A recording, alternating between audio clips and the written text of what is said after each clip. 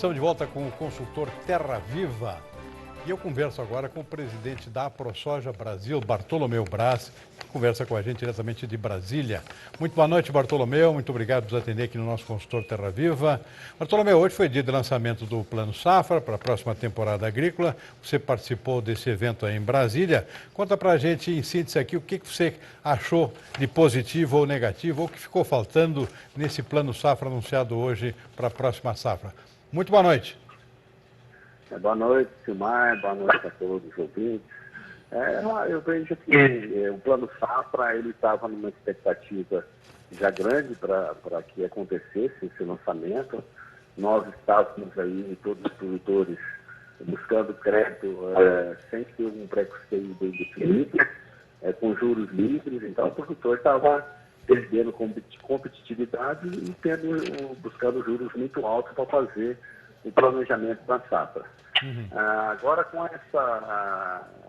o anúncio aí do Plano Safra, você já tem uma referência, né? Uma referência que às vezes não é a ideal, nós precisamos para ser mais competitivo, mas pelo menos a situação no Brasil é um Plano Safra que vem com recurso grande em relação ao que se esperava, mas também não é tão grande que atenda a necessidade do produtor. E algumas taxas de juros subiu um pouco, como o Pronaf para pequenos produtores, para os grandes produtores, investimentos, que também subiram de 1%. Então trouxe aí, por conta, algumas preocupações quanto a esse aumento de taxas de juros. Agora, o que traz de novidade aí, que veio de boa, notícia boa para o setor, é o valor da subvenção do seguro, né? Sim. De R$1 bilhão. Um seguro que vai atender já uma grande área, né? A lógica, agora nós precisamos que esse seguro chegue aos produtores rurais. E que seja um seguro que venha atender a necessidade de garantia dos financiamentos, mas também que venha ter renda. Então, nós precisamos trabalhar nesse modelo chamado para que o tipo possa ter esse acesso e também algumas regiões do Brasil que os prêmios são muito caros. Algumas regiões do centro-oeste, enfim, isso tem que ser bem definido para que os outros tenham acesso. O Bartolomeu tá um pouco com ruído aí no seu celular. Dá uma posicionada aí, porque não está dando para entender. Sim. Então, o seguro, ele, por um lado, ele ajuda aí o produtor rural a manter a atividade, principalmente com situações de climáticos que têm acontecido, mas também nos dá a oportunidade de outras, o Plano Safra também, ele vai ampliar mais instituições financeiras participando desse crédito oficial. Com isso, nós teremos aí mais competitividade. E se a gente tiver mesmo essa boa aporte de seguro, os juros podem baixar. E podem ter instituições financeiras oferecendo juros mais baixos. Nós também temos aí a LCA, o CRA, a CPR, que agora vai ser editada em medida provisória e logo construída a instrução normativa, onde a gente busca desburocratizar e simplificar essas operações, que elas podem favorecer muito ao produtor. Principalmente se tiver ferramentas, igual nós está sendo colocado, ferramentas de subvenção e de sustentação de garantias, que é o seguro agrícola. Então, isso acaba sendo uma novidade, né, trazendo aí uma boa expectativa, apesar que o setor passa aí por dificuldades também de financeira, o setor está bastante endividado, bastante alavancado, isso dificulta esse acesso ao crédito, e saiu, também na medida provisória vai sair o aval, não é solidário, esqueci o nome agora, mas é um outro nome, onde o produtor vai poder... Fraterno, muito bom, o aval fraterno, que o produtor vai poder buscar uma forma de renegociar a seus débitos, né, junto às instituições financeiras e às empresas também de insumos. Então, esse é um ponto também que preocupa bastante. Nós temos muitas demandas aí, algumas linhas de crédito era para ter saído e não saiu. Sim. Então, a expectativa é que essa linha venha trazer oportunidade desses produtores acessar esse crédito também. Porque se for dessa forma que se for deixando, cada vez mais nós vamos concentrando esse crédito. Até o Pronamp, ele veio, aumentou o crédito do Pronamp, que vai ser interessante para você não, vamos dizer, concentrar isso. Porque quanto mais você perde produtores, por falta de política, você concentra mais a nossa produção, principalmente a cadeia de soja.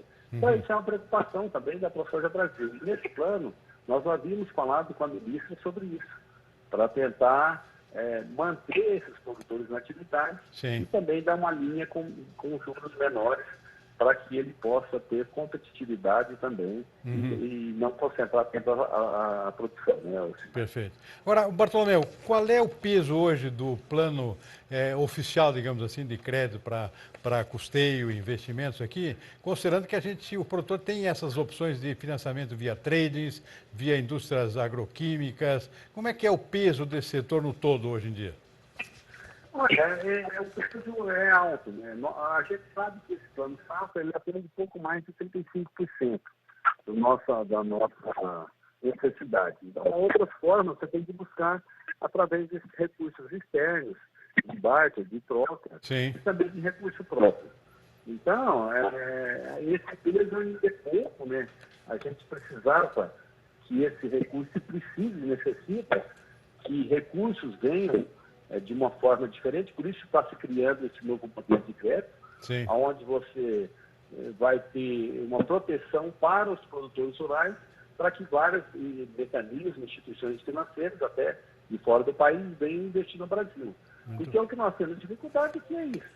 Nós temos dificuldade do produtor saldar a sua dívida. As garantias, elas estão todas já comprometidas, e o que nós precisamos são de ferramentas para dar continuidade a essa produção.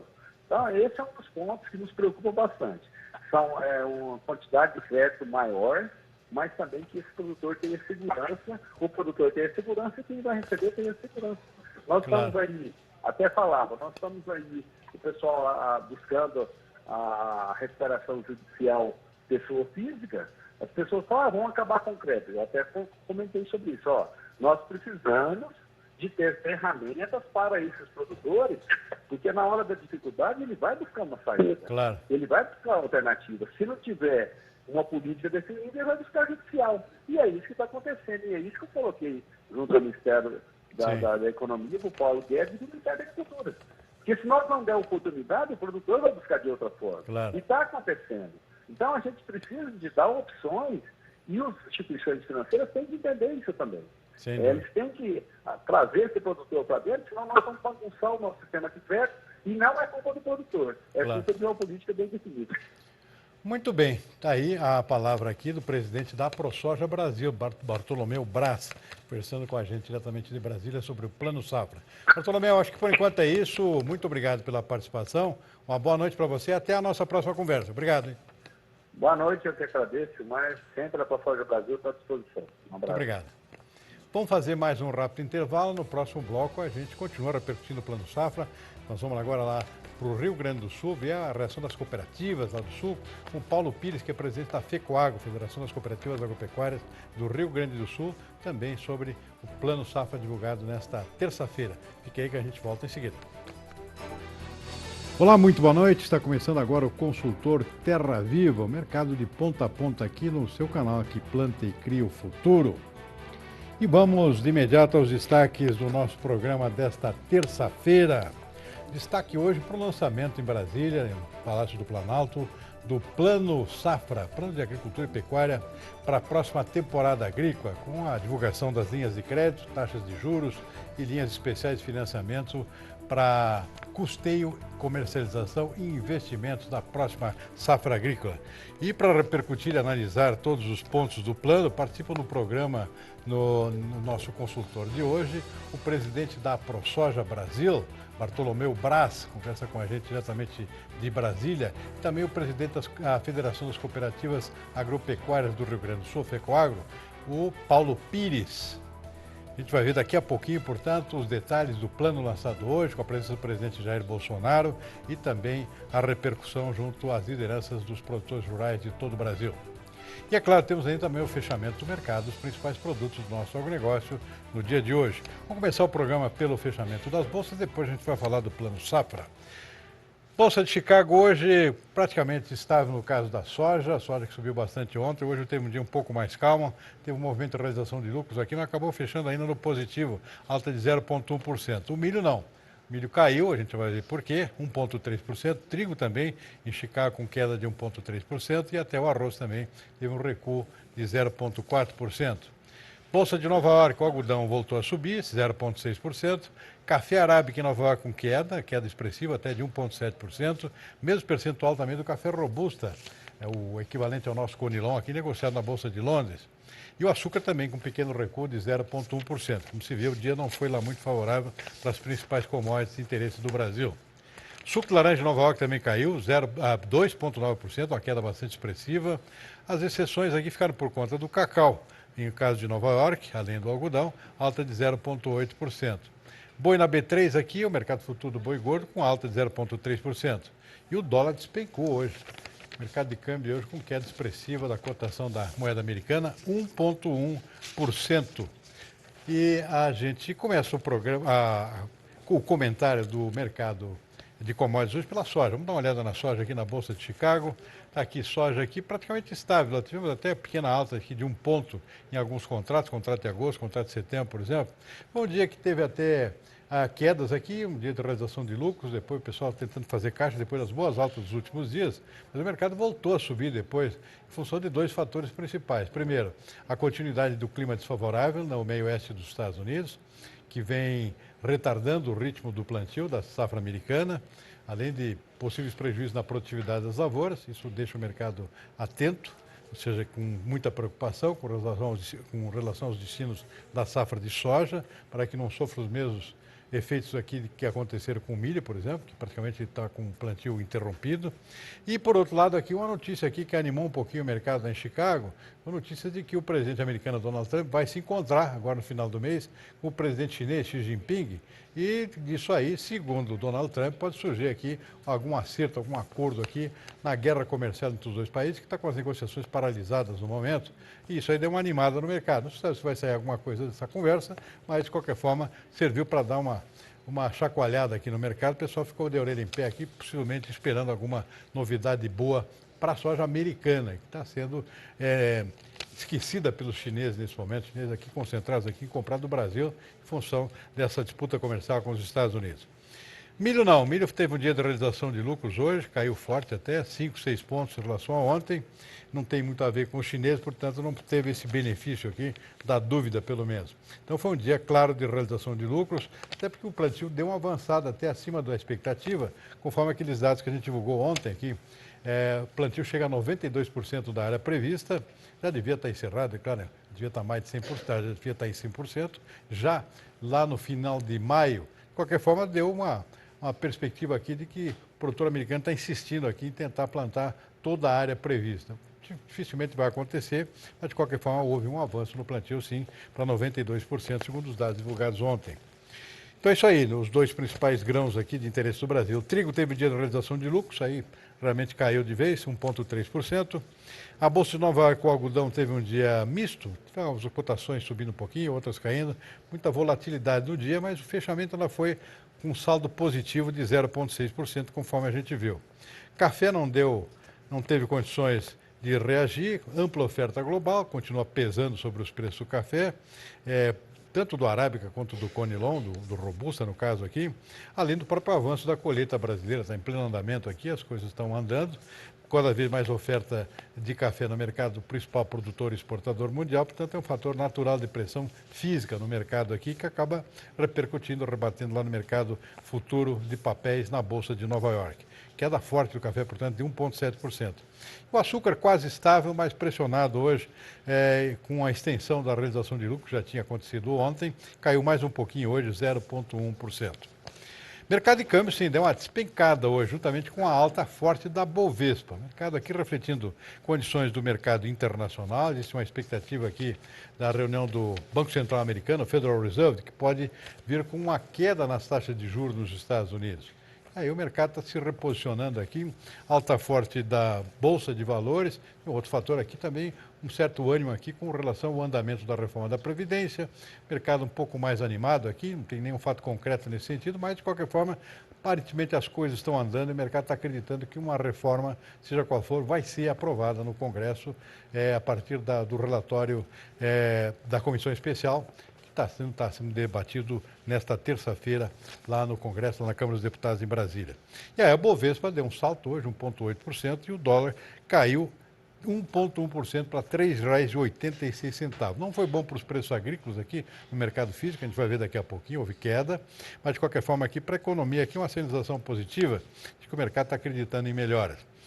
Petróleo deu uma disparada, hoje subiu 4% no mercado internacional, especialmente na Bolsa de Nova York, com alta mais expressiva, refletindo aqui basicamente dois fatores principais. Um deles o aumento das tensões no Oriente Médio, com envio inclusive de tropas americanas lá, num confronto que está começando a acontecer entre os Estados Unidos e o Irã. Então, muita preocupação com relação ao que pode acontecer nessa região extremamente sensível aqui para o petróleo, praticamente 1/3 do petróleo que vai para o mundo inteiro aqui, sai pelo Golfo ali do Irã, ali, né? O Estreito de Hormuz, que é uma zona extremamente delicada, portanto aí tensões naturais assim em função dessa questão, dessa briga entre Estados Unidos e Irã, que mexe muito diretamente no mercado de petróleo. E outra, pronunciamento aqui do pessoal da Arábia Saudita aqui, que está buscando aqui uma extensão do corte na produção, na exportação de petróleo dos países da OPEP. Organização dos Países Exportadores de Petróleo. Também é outro fator que dá uma sustentada nos preços do petróleo. E o petróleo, com isso, deu essa disparada no dia de hoje. Então está aqui o retrato rápido do mercado. Daqui a pouco a gente vai ver também o mercado físico. Enquanto isso, vamos dar uma olhada aqui no anúncio do Plano Safra. O governo anunciou nessa terça-feira, no Palácio Planalto, a liberação de 225 bilhões e 550 milhões de reais para financiamentos por meio do Plano Safra 2019-2020, incluindo pequenos, médios e grandes produtores. Agora tudo num pacote só, diferentemente do que era até o governo anterior. Vamos ver os detalhes do lançamento lá em Brasília hoje. O montante de crédito rural que a gente deve contar na próxima safra é de 222,7 bilhões, sendo 169,3 para investimento e 53 para custeio e 53,4 para investimento. Para o Pronaf, nós estamos prevendo um substancial incremento de recursos para o custeio, 21%. Né? E aqui tem uma grande novidade, uma coisa inédita. O Pronaf vai estar prevendo agora a possibilidade de financiar moradias rurais. Isso foi uma coisa conversada com o setor, foi trazida para nós pelo secretário de Agricultura Familiar e Cooperativa do Ministério, Fernando Schwanck, aqui presente, meu colega. O produtor pode decidir aonde investir. Ele tem recurso para investimento em propriedade e ele não podia optar por investir em movimentos, em melhorias na sua moradia. Para o Pronamp, é o maior aumento que nós estamos tendo de recursos, 28,5% no custeio e 77% no investimento. Aqui tem que ser destacado que esse programa atende tanto o médio produtor quanto aquele pequeno produtor que, por um motivo ou outro, não tem acesso ao Pronaf. Nós conseguimos manter condições adequadas para diversas modalidades de financiamento. A gente conseguiu também manter uma taxa diferenciada no Pronaf para a produção de alimentos, 3% ao ano. Né? E essa taxa também é aplicada para financiar os investimentos estruturantes para a propriedade. Por exemplo, recuperação de área degradada, recuperação de pastagens, melhoria do solo e armazenagem. Definitivamente, o setor de pesca e aquicultura foi incorporado ao Plano Safra. Existiam algumas dúvidas, não. Pescador, aquicultor, é tratado igual agricultor. Né? E uma novidade aqui é a questão do financiamento. Obrigado, Jorge. Ainda não acabou. A novidade aqui é a questão do financiamento para comercialização. nós temos que fixar preços de referência para permitir que empresas que adquirem pescado de pescadores, de agricultores, possam se financiar a juros do crédito rural. O futuro da política agrícola, ministro Paulo Guedes, aponta para uma participação maior privada nos financiamentos, sem precisar de subvenção pública. Nós estamos trabalhando para isso, né, com grande ajuda da sua equipe. Nós estamos mexendo na legislação da CPR e para poder permitir o acesso aos recursos externos via emissão de CRAS e CDCA no exterior. Isso é um anseio antigo do setor que a gente espera poder ver rodando daqui a pouco. Uma outra mudança importante é a questão do patrimônio de afetação. O produtor vai ficar autorizado a apresentar parte de seu patrimônio para garantir empréstimos e financiamentos. A gente espera com isso que ele possa simplificar o acesso a recursos, simplificar e ampliar o acesso a financiamentos e, no fim das contas, no fim do dia, baratear esse financiamento para ele. A extensão do acesso dos recursos equalizados pelo Tesouro Nacional para todos os bancos que operam no crédito rural. Essa deve ser uma medida importante, senhora ministra, para a gente poder baixar os chamados spreads bancários. Um outro pilar forte desse plano safra é a ênfase na gestão de risco rural. Nós estamos agora, o presidente já anunciou esse número na Ribeirão Preto, destinando 1 bilhão para subvenção ao prêmio de seguro rural. Os senhores poderão ver uma simulação feita pela competente equipe lá do Pedro Loyola, que dirige o Departamento de Gestão de Risco Rural do Ministério. O que pode ser feito com esse bilhão? Nós podemos bastante mais do que dobrar o seguro que está aí na praça. Mais de 200 mil apólices, proteger mais de 40 bilhões em produção, né, e atingir uma área assegurada de praticamente 16 milhões de hectares. E durante a cerimônia, a ministra da Agricultura, Tereza Cristina, falou sobre os detalhes e objetivos desse plano safra, que, segundo ela, deve ser essencial para o crescimento do setor novamente na próxima safra. Quando tomei posse como ministra há 6 meses, fiz questão de destacar que depois de 2 décadas de separação, a família agropecuária brasileira estava ali reunida novamente. Comemoramos naquela ocasião a volta dos pequenos agricultores ao Ministério, de onde haviam sido retirados como se existissem caminhos diferentes e até antagônicos para a nossa agricultura. Foi graças à decisão sábia do presidente Jair Bolsonaro que conseguimos fazer isso, abrigar sob o mesmo teto pequenos, médios e grandes produtores rurais. Porque, assim como eu, o presidente tem a convicção de que todos são empreendedores, são parte de um mesmo negócio e podem se desenvolver em harmonia. Toda agricultura, independentemente do seu porte, desempenha papel importante para garantir a nossa segurança alimentar e de nossos 160 parceiros comerciais pelo mundo. Então, esta é a primeira vez, depois de muito tempo, que lançamos um único plano safra, fato que merece ser realçado. Temos, enfim, uma só agricultura alimentando com qualidade o Brasil e o mundo. O presidente Jair Bolsonaro, presidente em conta, também se pronunciou no final do evento, em que destacou a importância do setor, destacou aí a união dos ministros do governo, praticamente todos presentes nessa solenidade hoje, e até aproveitou para dar um recado aí para deputados e senadores, no sentido de não esquecer aquele projeto lá de autorizar o porte e a posse de armas nas fazendas rurais para a proteção dos produtores em suas propriedades espalhadas pelo Brasil todo. Vamos fazer um rápido intervalo, a gente volta em seguida para a repercussão aqui desse plano safra junto às principais lideranças do setor produtivo brasileiro. Fica aí que a gente já volta. Estamos de volta com o consultor Terra Viva. Eu converso agora com o presidente da FECOAGRO, Federação das Cooperativas Agropecuárias do Rio Grande do Sul, Paulo Pires, que está lá em Cruz Alta, no interior do Rio Grande do Sul. Muito boa noite, Paulo. Muito obrigado por nos atender aqui no nosso consultor Terra Viva. Paulo, nós tivemos hoje o lançamento do Plano Safra, lá pelo presidente Jair Bolsonaro, em Brasília. O que você pode sintetizar aqui desse plano aqui? Foi bom, foi mal? O que ficou faltando? O que tem de positivo nesse plano de crédito e juros aí para a próxima temporada? Muito boa noite. Boa noite, Silmar. Boa noite aos nossos amigos do consultor Terra Viva. Olha, Silmar, eu acho que é altamente positivo, né, essa sinalização clara do Ministério da Agricultura, do governo federal, de dobrar praticamente, né, mais que o dobro do volume empregado para seguro agrícola, né, para equalização, volume de recursos, né, 1 bilhão aí de reais, quanto nós gastávamos aí, nós investíamos 400 e poucos milhões. Né? Então eu acho que foi o grande, vamos dizer, o grande destaque do plano. Por quê? Porque nós sempre pleiteamos isso, né? Achamos que uma política pública que vai ajudar muito o campo cada vez mais nós temos um seguro agrícola que funcione e eficiente no campo, né? Principalmente no Rio Grande do Sul, que tem muita frustração no histórico das culturas de verão, principalmente. Sim. Então, acho que esse foi o grande ponto positivo. E a questão negativa, mas que até se entende, né, pela circunstância toda, é a questão do aumento de juros, né, para algumas categorias aí, né, para alguns modelos de negócio aí e faixas, né? Uma coisa boa também é a manutenção do juro aí e o aumento de recursos, né, para o pequeno e médio produtor, isso é uma coisa boa. E essa questão do juro a gente entende, a ministra vinha falando isso, né?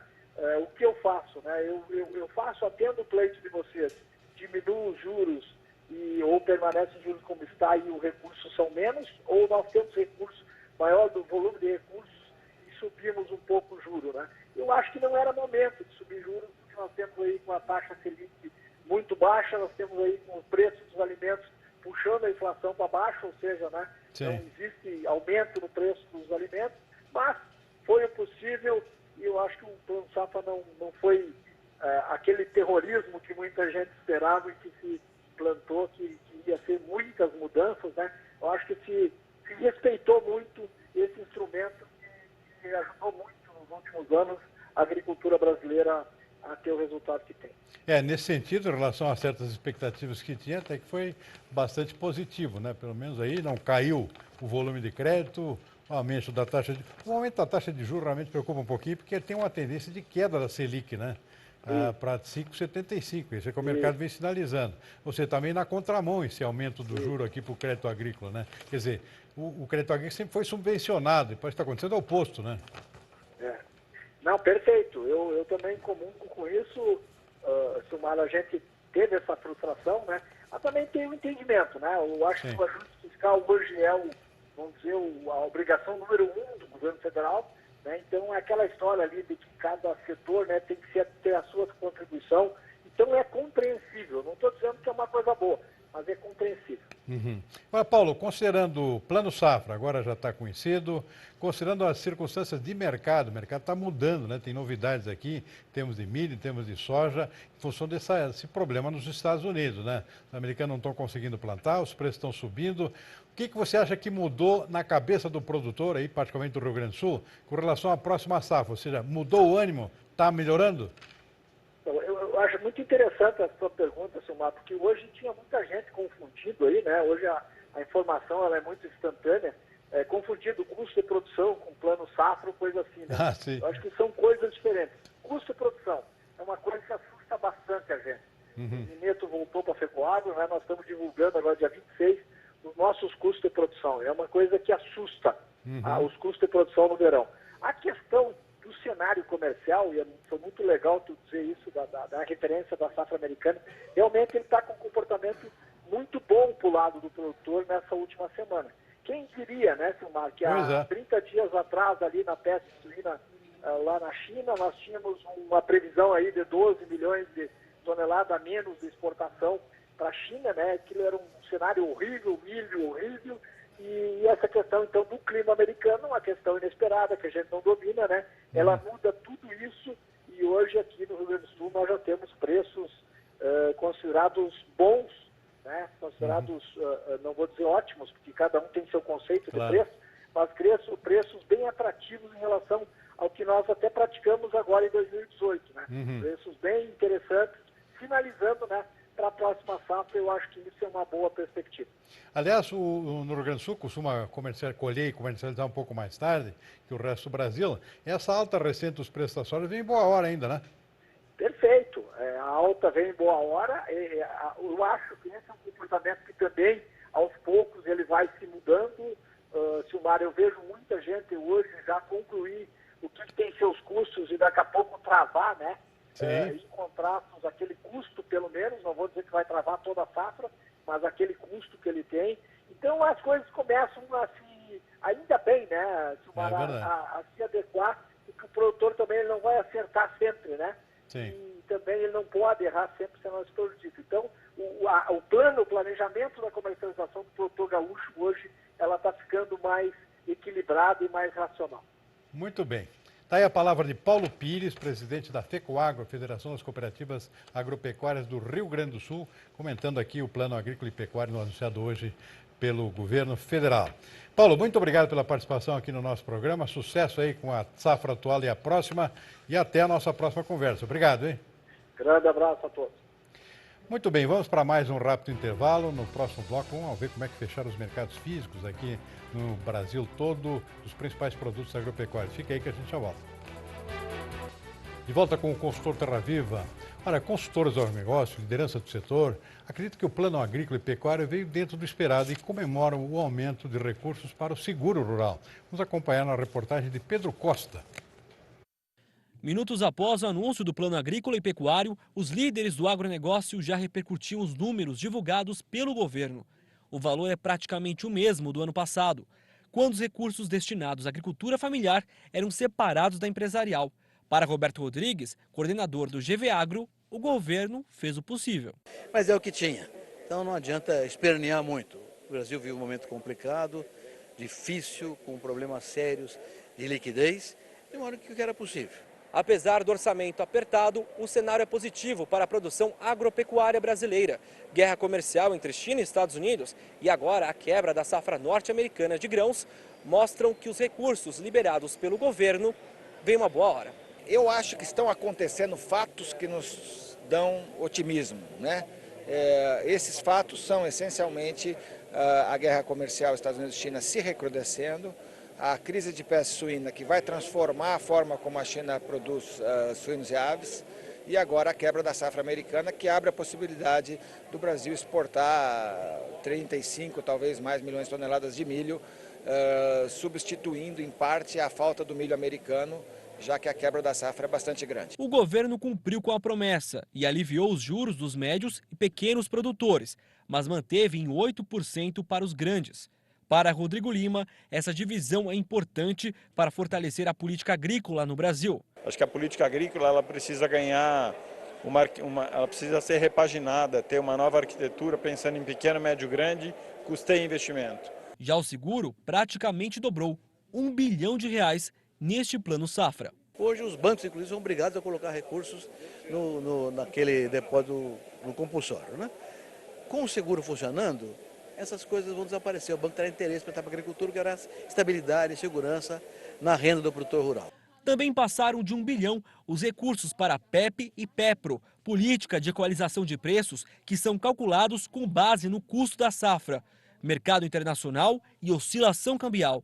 Essa medida acontece em meio a um momento favorável para o setor de grãos. Mas ao mesmo tempo que você tem uma redução na safra americana e, portanto, um sinal de bons preços, você tem a redução das compras chinesas por causa da redução do rebanho de suínos. Então você pode ter um equilíbrio nesse mercado. De modo que não vamos criticar o governo achando que foi demais de pé para o pé, não. Vamos esperar um pouco mais, porque depois pode alocar esse recurso para outro fim. Muito bem, vamos aí encerrando o nosso programa com os mercados físicos no dia de hoje.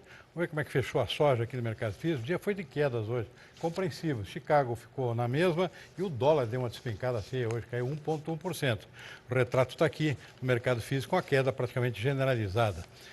Porto de Paranaguá, R$ 83,00, queda de 1,8%. Passo Fundo, R$ 80,00, menos 0,6%. Quedas em quase todas as praças. A propósito, vou aproveitar para o esclarecimento, nos ligou ontem o produtor Clóvis, lá do Rio Grande do Sul, de Passo Fundo, a região de Erechim também, onde ele atua com a sua propriedade, sendo que esse preço está acima do que ele costuma receber lá.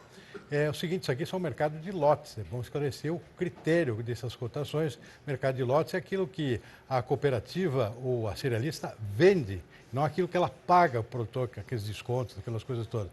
Então, claro que tem uma diferença pequena aqui entre uma coisa e outra, mas é uma questão de critérios. Aqui é o preço realmente explícito aqui do que a cooperativa ou a cerealista está vendendo para a indústria, para trading, por exemplo. Continuando então, a gente vê aqui que tem uma estabilidade só em Rio Verde, em Goiás, R$ 72,00. Outras praças aqui, todas quedas hoje, praticamente generalizadas hoje nos casos da soja. Vamos ver o milho? Milho foi um pouquinho diferente, mas também teve quedas expressivas aqui, embora pontuais. Porto Paranaguá, uma queda de 3,5%. E milho, porque o milho caiu bastante na própria Bolsa de Chicago, além do câmbio hoje, né? Então teve aqui quedas pontuais importantes, mais fortes aqui do que a soja. 41 em Paranaguá, menos 3,5%. Cascavel despencou em 5,8%. Queda também em Sorriso, no Mato Grosso, 2,1%. Em outras praças até conseguindo, pelo menos até o momento da coleta dos dados pela nossa fonte, que é a Safras e Mercado aqui, houve essa coleta, portanto, dos dados dos mercados no dia de hoje, terça-feira. O que mais? Boi gordo com alta hoje. Aqui no Cuiabá, 142, 1,4%. Colíder, 1,5%. Campo Grande também com alta. Estabilidade em Marabá. Subindo aqui em Minas Gerais. Sul do Rio Grande do Sul, Oeste Gaúcho aqui, 5,25 quilo vivo estável. 142 em Goiás. E São Paulo aqui, praça de referência Noroeste Paulista, R$ 154,00, sem alterações em relação ao dia de ontem. Isso aqui é mercado com pagamento a prazo, né? 30 dias, esse preço do boi.